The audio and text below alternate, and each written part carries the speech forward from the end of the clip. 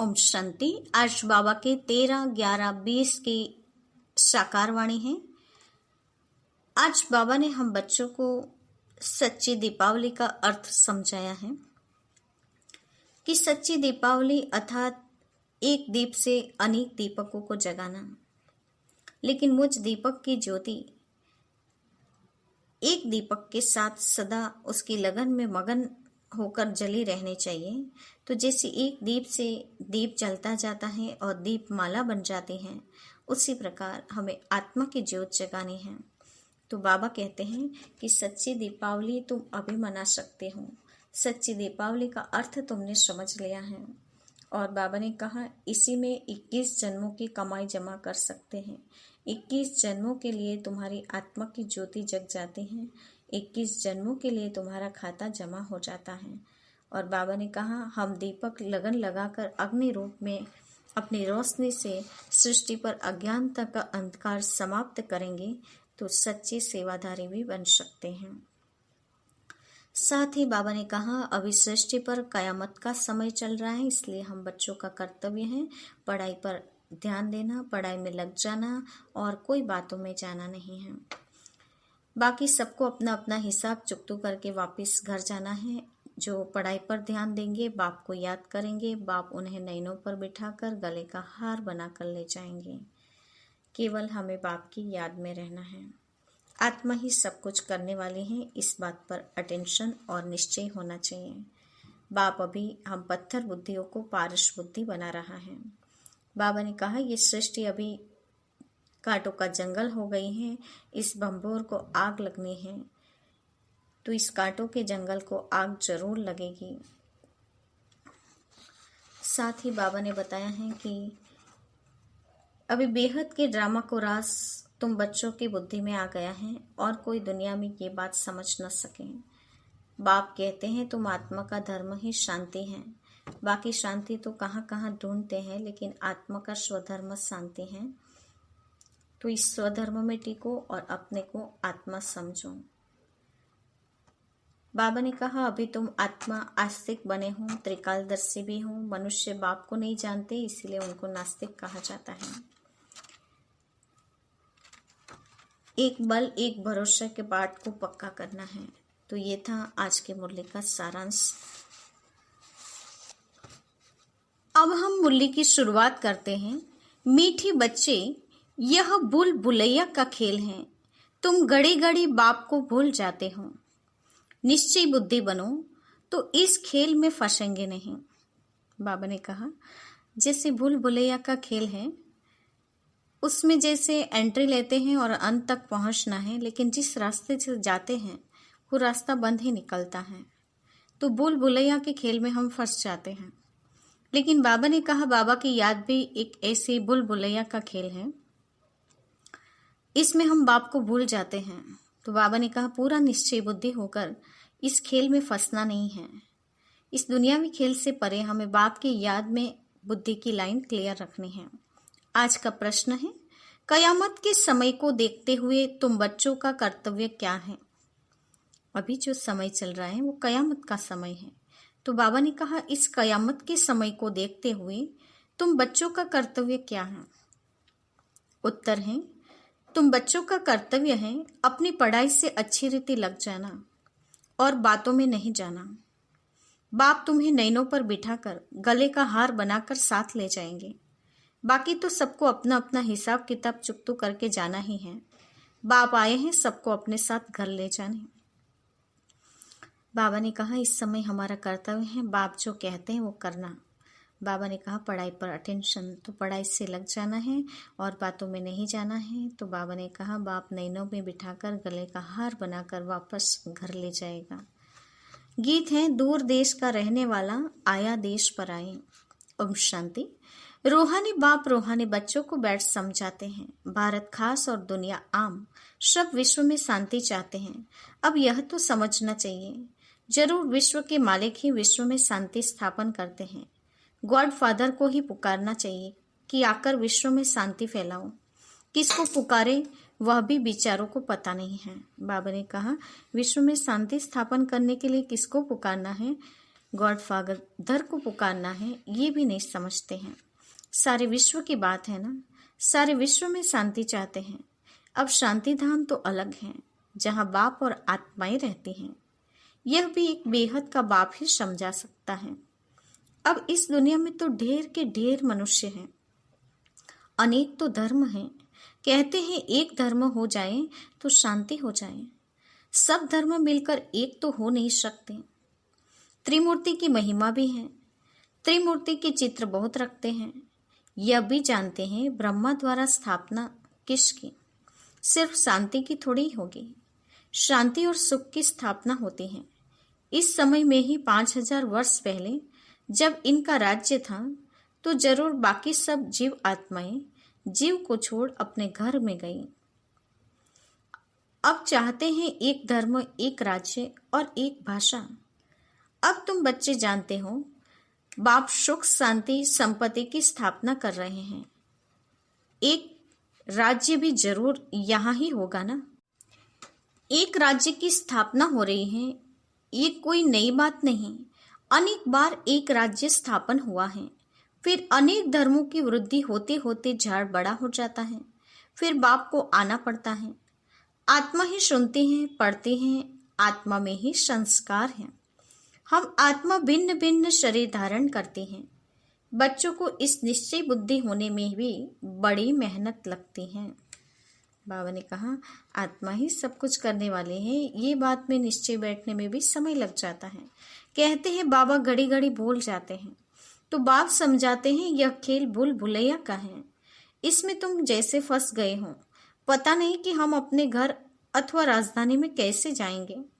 अब बाप ने समझाया है, आगे कुछ नहीं जानते थे। आत्मा कितनी पत्थर बुद्धि बन जाती है। पत्थर बुद्धि और पारस बुद्धि का भारत में ही गायन है। पत्थर बुद्धि राजाएं, पारस बुद्धि राजाएं यहाँ ही हैं। पारसनाथ का मंदिर भी है ना। अभी तुम जानते हो हम आत्माएं कहाँ से आई हैं पार्ट बजाने। आगे तो कुछ भी नहीं जानते थे। इनको कहते हैं कांटों का जंगल। ये सारी दुनिया कांटों का जंगल है। फूलों के बगीचे को आग लगी, ऐसा कभी सुना नहीं होगा। हमेशा जंगल को आग लगती है। यह भी जंगल है, इनको आग जरूर लगनी है। Underline point. ये सृष्टि अभी जंगल बन गई है। जंगल को हमेशा आग लगती है। बाबा ने कहा इस जंगल को भी अभी आग लगनी है जरूर। भंभोर को आग लगनी है। इस सारी दुनिया को ही भंभोर कहा जाता है। अभी तुम बच्चों ने बाप को जान लिया है। सम्मुख बैठे हो। जो गाते थे तुम्ही से बैठूं तुम्ही से खाऊं, ये गायन भी तुम्हारा है। बस सब कुछ हो रहा है। भगवानुवाच तो जरूर पढ़ेंगे ना। भगवानुवाच बच्चों प्रति ही होगा ना। तुम जानते हो भगवान पढ़ाते हैं। भगवान कौन है? निराकार शिव को ही कहेंगे ना। भगवान शिव की पूजा भी यहाँ होती है। सतयुग में पूजा आदि होती नहीं, याद भी नहीं करते। भक्तों को सतयुग की राजधानी का फल मिलता है। तुम समझते हो, हमने सबसे जास्ती भक्ति की है, इसीलिए हम ही पहले पहले बाप के पास आए हैं। फिर हम ही राजधानी में आएंगे। तो बच्चों को पूरा पुरुषार्थ करना चाहिए नई दुनिया में उच्च पद पाने का। बच्चों के दिल होती है अब हम जल्दी नए घर में जाएं। शुरू में ही नया घर होगा, फिर पुराना होता जाएगा। घर में बच्चों की वृद्धि होती जाएगी। पुत्र पौत्रे परपौत्रे वह तो पुराने घर में आएंगे ना।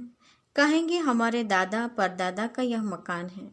पीछे आने वाले भी बहुत होते हैं ना। जितना जोर से पुरुषार्थ करेंगे उतना पहले नए घर में आएंगे। पुरुषार्थ की युक्ति बहुत सहज समझाते हैं। भक्ति में भी पुरुषार्थ करते हैं ना। बहुत भक्ति करने वालों का नाम बाला होता है। कई भक्तों के स्टैंप भी निकालते हैं। ज्ञान की माला का तो कोई को पता नहीं है। पहले है ज्ञान, पीछे है भक्ति।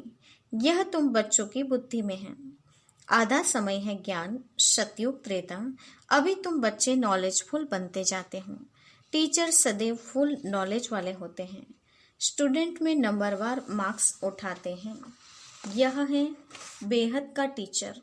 तुम हो बेहद की स्टूडेंट। स्टूडेंट तो नंबरवार ही पास होंगे, जैसे कल्प पहले हुए हैं। बाप समझाते हैं तुमने ही 84 जन्म लिए हैं। 84 जन्मों में तुम 84 टीचर होते हैं। पुनर्जन्म तो जरूर लेना ही है। पहले जरूर सतोप्रधान दुनिया होती है, फिर पुरानी दुनिया तमोप्रधान दुनिया होती है। मनुष्य भी तमोप्रधान होंगे ना। झाड़ भी पहले नया सतोप्रधान होता है। नए पत्ते बहुत अच्छे अच्छे होते हैं। यह तो बेहद का झाड़ है, ढेर धर्म है। तुम्हारी बुद्धि अब बेहद तरफ जाएगी। कितना बड़ा झाड़ है। पहले पहले आदि सनातन देवी देवता धर्म ही होगा, फिर वैरायटी धर्म आएंगे।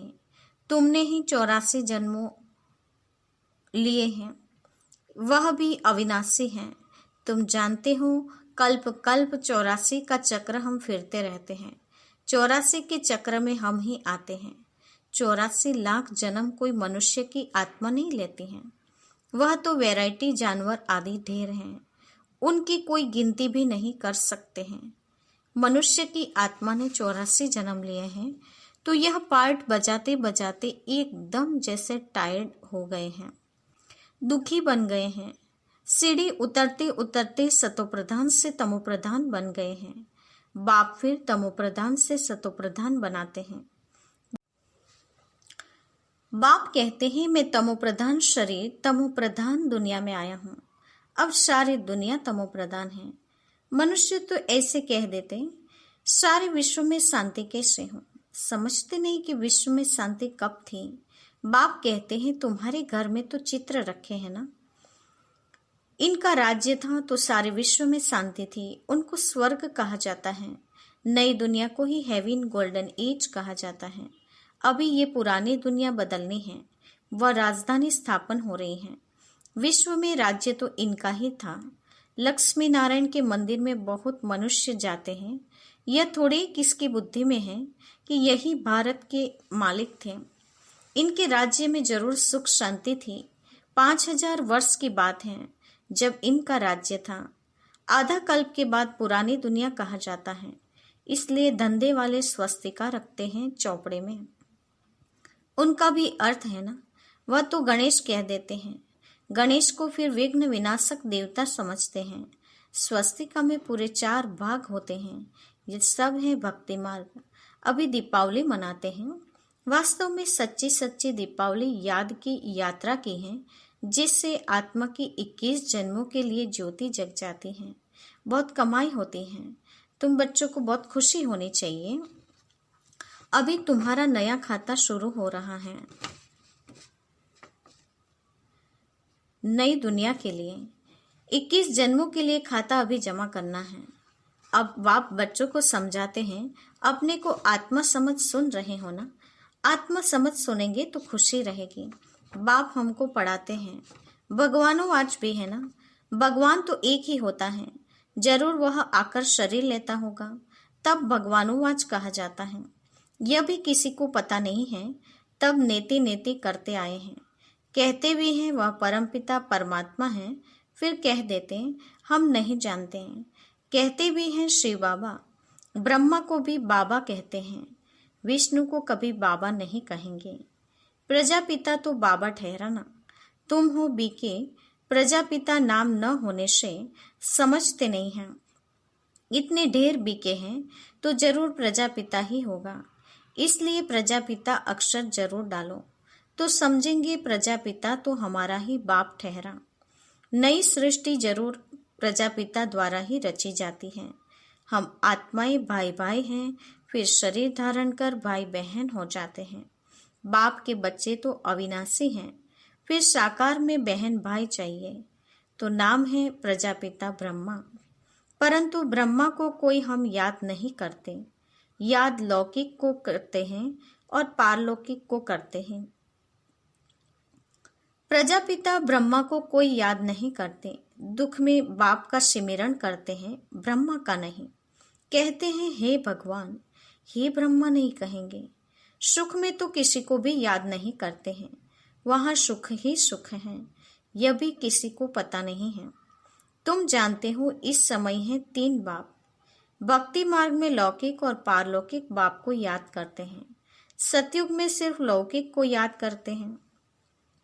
संगम पर तीनों को याद करते हैं। लौकिक भी हैं, परंतु जानते हैं वह है हद का बाप, उनसे हद का वर्षा मिलता है। अभी हमको बेहद के बाप मिला है, जिससे बेहद का वर्षा मिलता है।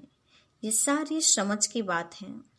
अब बेहद का बाप आए हैं ब्रह्मा के तन में, हम बच्चों को बेहद का सुख देने, उनका बनने से हम बेहद का वर्षा पाते हैं। यह जैसे दादे का वर्षा मिलता है ब्रह्मा द्वारा। वह कहते हैं वर्षा तुमको मैं देता हूँ, पढ़ाता मैं हूँ, ज्ञान मेरे पास है। बाकी न मनुष्यों में ज्ञान है न देवताओं में, ज्ञान है मेरे में, जो मैं तुम बच्चों को देता हूँ। यह है रूहानी ज्ञान। तुम जानते हो रूहानी बाप द्वारा हमको यह पद मिलता है। ऐसे ऐसे विचार सागर मंथन करना चाहिए। गायन है ना, मन के जीते जीत, मन के हारे हार। वास्तव में कहना चाहिए माया पर जीत, क्योंकि मन को तो जीता नहीं जाता। मनुष्य कहते हैं मन की शांति कैसे हो। बाप कहते हैं आत्मा कैसे कहेगी कि मन की शांति चाहिए। आत्मा तो है ही शांति धाम में रहने वाली। आत्मा जब शरीर में आती है तब कार्य करने लग पड़ते हैं। बाप कहते हैं तुम अब स्वधर्म में टेको, अपने को आत्मा समझो। आत्मा का स्वधर्म है शांत, बाकी शांति कहाँ से ढूंढेंगी। इस पर रानी का दृष्टांत भी है हार का। बाबा ने कहा जैसे रानी के गले में ही हार था और वो हार पूरे गांव में ढूंढते हैं, लेकिन बाबा ने कहा उसी प्रकार शांति हमारे भीतर ही है, जिसको हम बाहर ढूंढते हैं। सन्यासी दृष्टांत देते हैं और फिर खुद जंगल में जाकर शांति ढूंढते हैं। बाप कहते हैं तुम आत्मा का धर्म ही शांति है। शांति धाम तुम्हारा घर है, जहाँ से पार्ट बजाने तुम आते हो। शरीर फिर कर्म करना पड़ता है। शरीर से अलग होने से सन्नाटा हो जाता है। आत्मा ने जाकर दूसरा शरीर लिया, फिर चिंता क्यों करनी चाहिए। वापिस थोड़े ही आएगी, परंतु मोह सताता है। वहां तुमको मोह नहीं सताएगा। वहां 5 विकार होते नहीं, रावण राज्य ही नहीं, वह है राम राज्य। हमेशा रावण राज्य हो तो फिर मनुष्य थक जाए ना, कभी सुख देख न सके। अभी तुम आस्तिक बने हो, त्रिकालदर्शी भी हो। मनुष्य बाप को नहीं जानते, इसलिए नास्तिक कहा जाता है। अभी तुम जानते हो यह शास्त्र आदि जो पास्ट हो चुके हैं, यह सब है भक्ति मार्ग। अभी तुम हो ज्ञान मार्ग में। बाप तुम बच्चों को कितना प्यार से नैनों पर बिठाकर ले जाते हैं। गले का हार बनाए सबको ले जाता हूँ। पुकारते भी सब हैं। जो काम चिता पर बैठ काले हो गए हैं, उनको ज्ञान चिता पर बिठाए, हिसाब किताब चुकतू कराए वापिस ले जाते हैं। अब तुम्हारा काम है पढ़ने से, और बातों में क्यों जाना चाहिए। कैसे मरेंगे, क्या होगा, फिर बाबा ने डॉट डॉट लगा दी है, यानी मनुष्य के बहुत सारे प्रश्न होते हैं। इन बातों में हम क्यों जाएं? यह तो कयामत का समय है। सब हिसाब किताब चुकतू कर वापिस घर चले जाएंगे। यह बेहद की ड्रामा का राज तुम बच्चों की बुद्धि में है और कोई नहीं जानते। बच्चे जानते हैं हम बाबा के पास कल्प कल्प आते हैं बेहद का वर्षा लेने। हम जीव की आत्माएं हैं। बाबा ने भी देह में आकर प्रवेश किया है। बाप कहते हैं मैं साधारण तन में आता हूँ, इनको भी बैठ समझाता हूँ कि तुम अपने जन्मों को नहीं जानते हो, और कोई ऐसे कह न सके कि बच्चों देही अभिमानी बनो, बाप को याद करो। अच्छा, मीठे मीठे सिकिलदे बच्चों के प्रति माता पिता बाप दादा को याद प्यार और गुड मॉर्निंग। रूहानी बाप की रूहानी बच्चों को नमस्ते। हम रूहानी बच्चों की रूहानी माता पिता बाप दादा को याद प्यार और नमस्ते। पूरी मूल्य का धारणा युक्त मुख्य सार। पहले पॉइंट, याद की यात्रा में रहकर सच्ची सच्ची दीपावली रोज मनानी है। अपना नया खाता 21 जन्मों के लिए जमा करना है। दूसरा, ड्रामा के राज को बुद्धि में रख पढ़ाई के सिवाय और किसी भी बात में नहीं जाना है। सब हिसाब किताब चुकत करने हैं। आज का वरदान है, लगन की अग्नि द्वारा एक दीप से अनेक दीप जगाने वाले सच्चे सेवाधारी भव। लगन की अग्नि द्वारा एक दीप से अनेक दीप जगाने वाले सच्चे सेवाधारी भव। वरदान का स्पष्टीकरण है। जैसे दीपावली पर एक दीप से अनेक दीप जगाते, दीप माला बनाते हैं, दीपक में अग्नि होती है, ऐसे आप दीपकों में लगन की अग्नि हैं। अगर एक एक दीपक के साथ लगन लग गई तो यही सच्ची दीपावली है। तो देखना है कि हम दीपक लगन लगातार अग्नि रूप में बनने वाले, अपनी रोशनी से अज्ञानता का अंधकार मिटाने वाले ही सच्चे सेवाधारी हैं। तो बाबा ने कहा, हम चैतन्य दीपक जिसमें बाप की याद के लगन की अग्नि सदा जली रहे, तो एक दीपक के साथ लगन में मगन हो जाएंगे। तो यही बाबा ने कहा सच्ची दीपावली है और यही अज्ञानता का अंधकार मिटाने वाले सच्चे सेवाधारी हैं।